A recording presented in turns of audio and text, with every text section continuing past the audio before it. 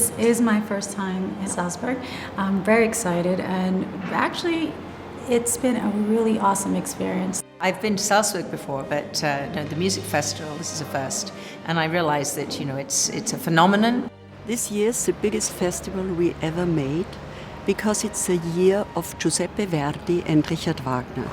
The composers were both born in 1813. We celebrate their jubilee with a lot of their operas.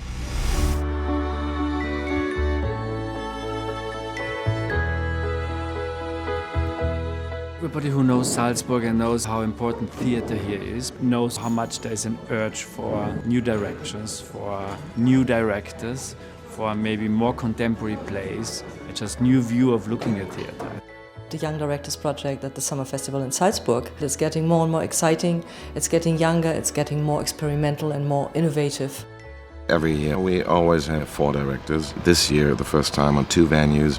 We have the Republic, which is an old cinema in the town, and maybe a kilometer away we have the Arge, which is a cultural center with a very nice stage. We invited Mokalat Raziem from Iraq, and he chooses to do Romeo and Juliet. Then we have the discreet charm of the bourgeoisie, and the animals and the children took to the streets. And the 4th piece that we have is the Jedermann.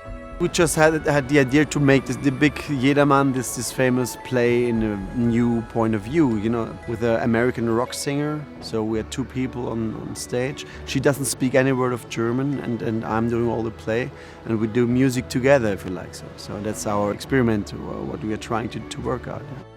The basic idea, of course, is that he is doing it by himself. We try to use very simple mediums because the play itself, it's about a big question, but the structure of the play is very simple. The Animals and Children Took to the Streets is a mixture of animation and live action and live music.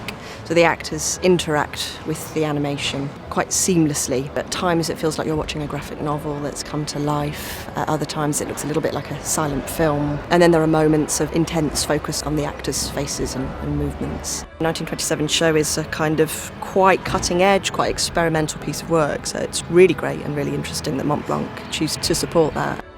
It's kind of a tradition for Montblanc each year. The first play is celebrated with a little cocktail reception. Afterwards, we have the privilege to celebrate in the best contemporary art gallery in Salzburg. It's the gallery from Gallery Ropac. Montblanc is always bringing international guests to Salzburg. This year we have Jane Seymour.